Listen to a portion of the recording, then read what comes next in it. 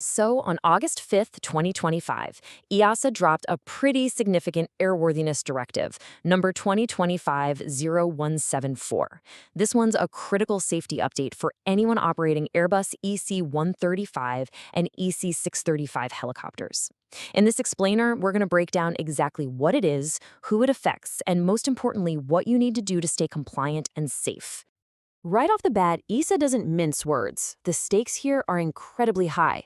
We're not talking about a minor component failure. We're talking about a situation that could, and I'm quoting directly, lead to the detachment of the Fenestron and a consequent loss of the helicopter.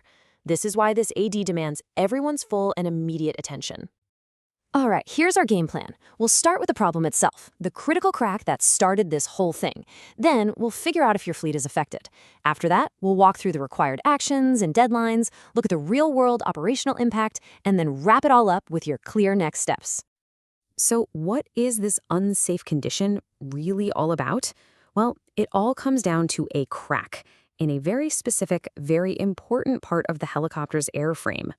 The part at the heart of all this is ring frame X9227. Now, this isn't just some random piece of metal. Think of it as the structural backbone connecting the tail boom to the Fenestron. Its job is to hold the entire tail rotor assembly onto the helicopter. You can see why its integrity is, well, absolutely essential. So here's how this all came to light. The first sign of trouble was a crack spotted during a routine post-flight check, running along 3 rivets. But then things got more serious. Another report came in, this time of a much worse crack, spanning 6 rivets. That progression showed a clear and growing risk, which was exactly what pushed EASA to issue this mandatory directive. Okay, so now for the big question on every operator's mind. Does this apply to my fleet? Let's get into the specifics of who's affected. This is the million-dollar question, right? Every camo and maintenance team out there needs a clear answer to this, and fast. The directive covers a really wide range of the EC135 and EC635 models, and it includes all serial numbers up to and including 1276. So if you're operating any of these, you really need to pay close attention to the next part. But it's not just about the helicopter model. It gets down to the specific part number of that ring frame. It's pretty simple. If your aircraft has one of the part numbers here in the left column, this AD applies to you. However, if your machine has already been fitted with one of the reinforced parts on the right, you're in the clear. You're exempt.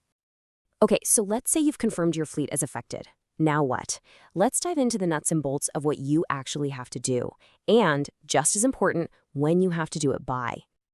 The whole compliance process really boils down to 3 main phases. Step 1, you have to start doing repetitive inspections. Step 2, if you find a crack, you must repair it according to approved procedures. And Step 3, everyone has to install a final mandatory modification. 25 flight hours. Let that number sink in. That is the interval for the repetitive inspections. It's an incredibly high frequency, and it really drives home just how seriously EASA is taking this potential failure. This part needs to be watched like a hawk until the permanent fix is in place. And here are your hard deadlines.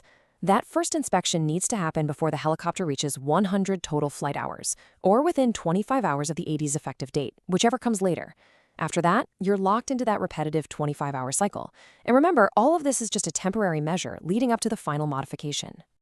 And there it is, the big one. You have exactly 17 months from the effective date of this AD to get that mandatory modification installed. That's your final deadline, and you definitely need to start planning for it right now. All right, let's zoom out for a second.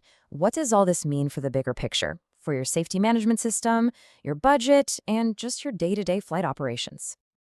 This is a really important concept to get your head around. The modification isn't just a good idea. It's what EASA calls a terminating action. And what that means is, once you install that reinforcement, those demanding 25-hour inspections, they stop permanently. This is the final solution that eliminates the unsafe condition for good. So this really puts a clear choice in front of you. Before the modification, you're looking at a constant cycle of inspections, the continuous risk of finding a crack, and the headache of unpredictable aircraft downtime. But after the modification, that whole cycle is broken. The structure is sound again, and you get back to predictable fleet availability, which is a huge win for planning and for your bottom line. We've talked about the problem, who it affects, and what you need to do. So now, let's put it all together into a clear, simple action plan. Okay, here's your immediate to-do list. First, download the official EASA AD and the Airbus service bulletins it references. Second, get your camo, maintenance, and planning teams together to make sure everyone is on the same page. Third, get those initial inspections scheduled right away. And finally, start planning for that terminating modification now. Don't wait until that 17-month clock starts running out. Here's all the key info one last time, just so you have it. We're talking about AD 2025-0174. It goes into effect on August 19th, 2025. And please, make sure you are working from the official documents, which you can always find straight from the source on the EASA website. At the end of the day, this directive is about one thing: protecting the integrity of your aircraft and ensuring the safety of every single person who flies in them. So the only real question left to ask is your action plan ready to go?